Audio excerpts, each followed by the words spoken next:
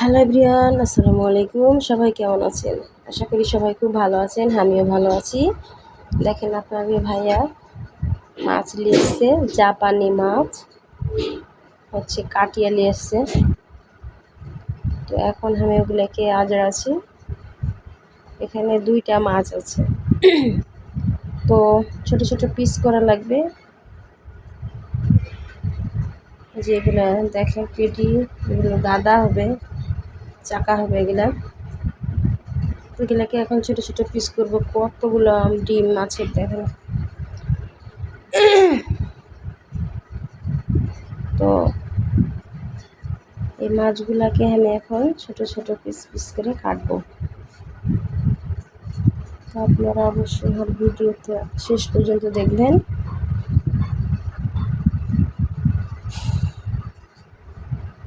আর ভিডিওটা কেমন লাগলো শেষ পর্যন্ত দেখার পরে অবশ্যই কমেন্টে জানাবেন। মাছগুলো কাটা হয়ে গেছে। এখন আমি প্রথমে ডিমটাকে ভালো করে ধুয়ে একটা বাটিতে, ছোট বাটিতে তুলে দেবো। যে বিড়াল চলে এসছে, খাবে সে লাগে। এটা হচ্ছে বাড়ির নতুন সদস্য, নতুন বিড়াল এসছে আপনার ভাইয়া।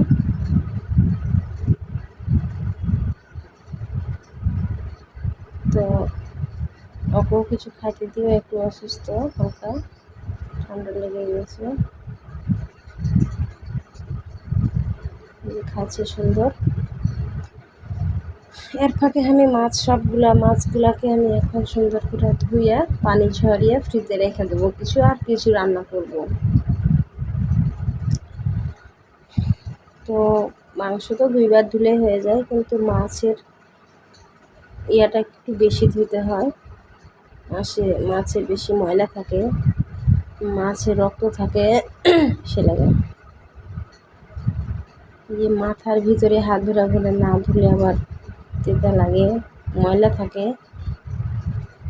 তো ক্যামেরাম্যান নাই, এক হাতেই ধুচ্ছি। যাই হোক,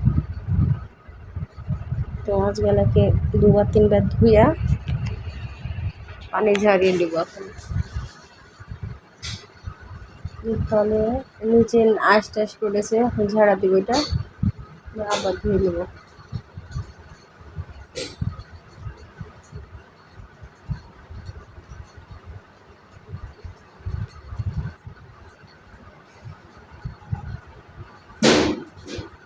মাছগুলোকে সুন্দর করে ধুয়ে নেব।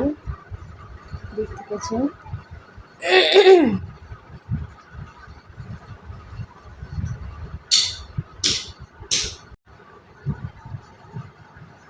সুন্দর করে ধুয়ে নিলাম। দেখেন, আর একবারই ধুবো, তাহলে শেষ।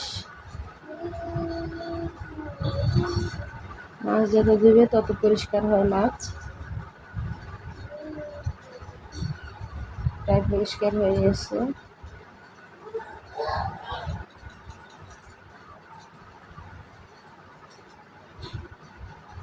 এই মাছে আমার 1 সপ্তাহ চলে যাবে ইনশাল্লাহ।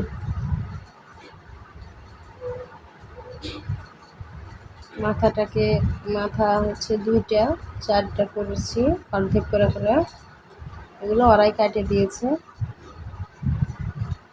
আর আমি বাড়িতে কিছু কিছু কাটলো। ধোয়া শেষ। কত সুন্দর করে খাচ্ছে দেখেন। কদিন থেকে জ্বর ঠান্ডা লেগে গেছে, যেহেতু শুকায় গেছে, খায় না কিছু। আজকে প্রথম ওই খাচ্ছে। তো মাছগুলা পানি ঝরা শেষ। এখন মাছগুলাকে ছোট ছোট পলিতে করে কী করে নেব। 1 সপ্তাহ 7 দিন চলে যাবে ইনশাল্লাহ। আর এগুলো আজকে রান্না করব। কয়টা মাথা আর পিচা চাকা রান্না করব, আর হচ্ছে ডিমের ভোনা করব।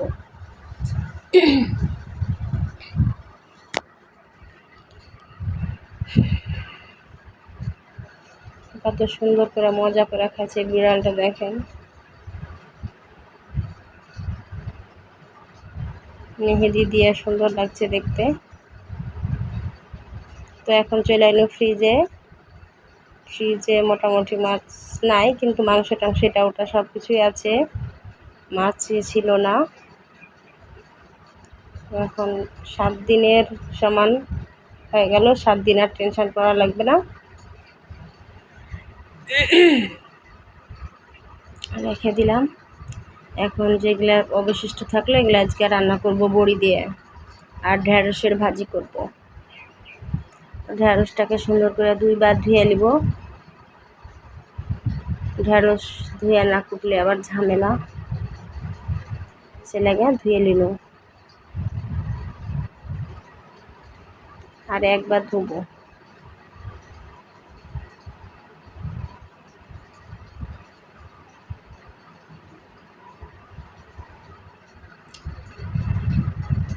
কষ্ট করে ভিডিও করি, আপনারা যদি সুন্দর সুন্দর কমেন্ট করেন, একটা করে লাইক দেন আর সাবস্ক্রাইব করে দেন নতুন বন্ধুরা, তাহলে খুব উপকৃত হব আমি। এই যে চুলার পাহাড়ে এখন একদিকে দিয়ে দিয়েছি ঢেঁড়সের ভাজি, আর একদিকে মাছ ভাজবো। এই এদিকে রহনপুরের দিকে শ্বশুর বাড়ি তো আমার, এখন এরা মাছ না ভাজলে ফির খায় না। মাছকে আগে তেলে ভালো করে ভাজা লাগবে, তারপরে রান্না করতে হবে। তো যাই হোক, চুলা খুব জ্বলেছে মনে হচ্ছে। তো 2 দিকে 2টা তরকারি হয়েছে। এদিকে আমি মশলা টশলা পিসা সব রেডি করে নিলাম। মাছ ভাজা শেষ। এখানে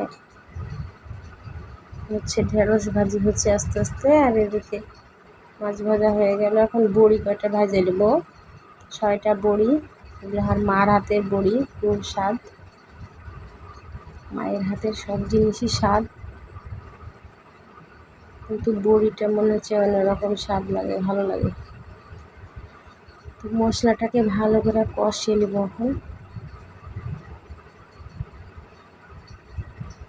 কষিয়ে নিয়ে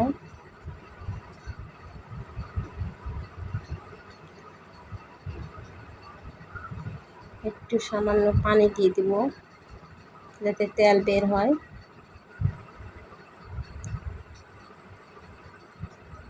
যে বড়ি কয়টা ভাজে দিয়েছিল এখন সেটা দিয়ে দেবো। বড়ি 6টা বড়ি দিয়ে দেবো। দেওয়ার পরে পরিমাণ মতো পানি দিয়ে দিব। এখন পরিমাণ মতন পানি দিয়ে ঢেকে দেবো ওকে। আর এদিকে ঢেঁড়সটা একবার করে না লাগলে আবার লাগে যাবে। ঢেকে দিল, এখন ফুটবে, তখন মাছ ছেড়ে দেবো। এই যে ফুটতে লেগেছে, মাছ ছেড়ে দিয়েছি, ভাজা মাছটা দিয়ে দিয়েছি ঝোলের ভিতরে। এখন এটা আস্তে আস্তে হোক। এখন ভাত দিয়ে দিয়েছি, ভাত তরকারি রান্নাবান্না শেষ করে চলে নিয়ে এখন ভাত খাবো সবাই মিলে। যে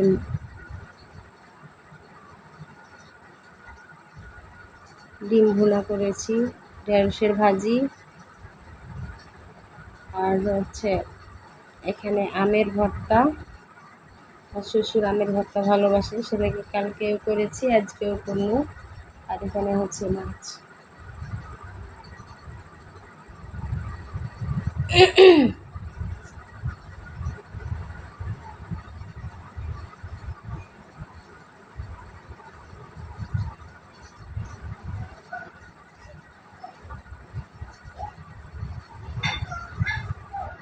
তো আজকে এ পর্যন্তই। এই যে পরিবেশন করে একটু দেখিয়ে দিই আপনাদেরকে, কত সুন্দর রান্না হচ্ছে, সুস্বাদু। চাইলে আপনারা চলে আসতে পারেন খেতে।